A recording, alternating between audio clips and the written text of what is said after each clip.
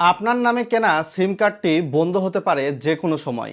আগে যেখানে একটা সিম কার্ড 450 দিন বা 15 মাস বন্ধ থাকলে কোম্পানি রিসাইকেল করে বাজারে বিক্রি করে দিত আর একজন মানুষের কাছে, এই সময়টা কিন্তু বর্তমান সময়ে কমিয়ে নিয়ে আসা হয়েছে। আপনি গ্রামীণ ফোনের গ্রাহক হন, রবি, এয়ারটেল, বাংলালিংক বা টেলিটক, যেই সিম কোম্পানির গ্রাহক হন না কেন, এখন কিন্তু বিটিআরসি নতুন নিয়ম ইতিমধ্যে চালু করে দিয়েছে।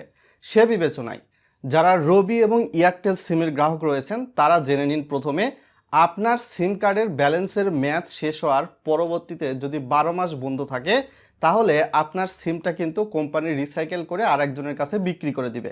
যার ফলশ্রুতিতে আপনার ওই সিমে যদি বিকাশ সকেট নগদ থাকে, এগুলা ইউজ করতে পারবেন না। এর পাশাপাশি আপনার ফেসবুকের ওটিপি পাবেন না, হোয়াটসঅ্যাপের ওটিপি, ইমো বা জিমেইলের ওটিপি, এর কোনো কিছুই কিন্তু আপনারা আর পাবেন না। ভিডিওটা লাইক করে দিবেন, চ্যানেলে নতুন হলে সাবস্ক্রাইব করে দিবেন, যাতে করে আরও মানুষের কাছে ভিডিওটি পৌঁছে যায়, যাতে করে তারাও উপকৃত হতে পারে। এর বাইরে গিয়ে যারা গ্রামীণ ফোন বা জিপির গ্রাহক রয়েছেন এবং স্কিটো সিম ইউজ করেন, স্কিটোও কিন্তু গ্রামীণের একটা সাব ব্র্যান্ড।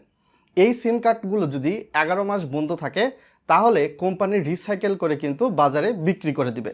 ঠিক সেম টু সেম রুলস বাংলালিংকের যারা গ্রাহক রয়েছেন তাদের জন্য জানিয়ে দেই, আপনার বাংলালিংক সিমের ব্যালেন্সের মেয়াদ শেষ হওয়ার পরবর্তীতে যদি 13 মাস বন্ধ থাকে, তাহলে সিমটা রিসাইকেল করে কোম্পানি বাজারে ছেড়ে দিবে। অনেকেই বলতে পারেন, আমার এনআইডি কার্ড দিয়ে কেনা সিম, তাহলে কোম্পানি রিসাইকেল করে বাজারে ছাড়বে কেন? কোম্পানিকে কি আমি এই অধিকার দিয়েছি? এটা সরকারি আইন ভাই, আপনাকে কোম্পানিকে অধিকার দিতে হবে না। আইনে আছে, বিভিন্ন সিম কোম্পানির ক্ষেত্রে নির্দিষ্ট সময় যদি আপনি না চালান, তাহলে কোম্পানি রিসাইকেল করে বাজারে ছাড়তে পারবে। সো এটাই কিন্তু কার্যকর হয়ে গেছে ইতিমধ্যে। যারা টেলিটক সিম ইউজার রয়েছেন, টেলিটক সিম তেমন একটা রিসাইকেল হয় না। টেলিটক সিমের ক্ষেত্রে আগে যেটা রয়েছে, 14 বা 15 মাস বন্ধ থাকলে কোম্পানি রিসাইকেল করে বিক্রি করে বাজারে ছেড়ে দিত, ঠিক সেম টু সেম রুলসই কিন্তু রয়েছে। সো এই বিষয়টির দিকে আপনারা দৃষ্টি নজর দিবেন। এবং এখানে আরও একটা কথা আমি আপনাদেরকে জানাতে চাই, আমি কিন্তু বলেছি আপনার সিমে যেই টাকা তোলেন, টাকা তোলার পরবর্তীতে ব্যালেন্সের মেয়াদ আছে, এই ব্যালেন্সের মেয়াদ শেষ হওয়ার পরবর্তীতে নির্দিষ্ট সময় পর, কেননা গ্রামীণের ক্ষেত্রে একরকম সময়, রবি এয়ারটেলের ক্ষেত্রে একরকম সময়, স্কিটো, বাংলালিংক বা টেলিটকের ক্ষেত্রে একরকম সময়।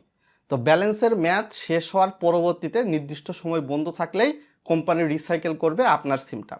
যার ফলশ্রুতিতে কি আপনারা অসুবিধার মধ্যে পড়বেন সেটি হয়তোবা জানতে পেরেছেন। তো সরকারি সিদ্ধান্ত কেমন লাগলো ভিডিওর কমেন্ট বক্সে জানাতে পারেন। সকলে ভালো থাকবেন, ধন্যবাদ।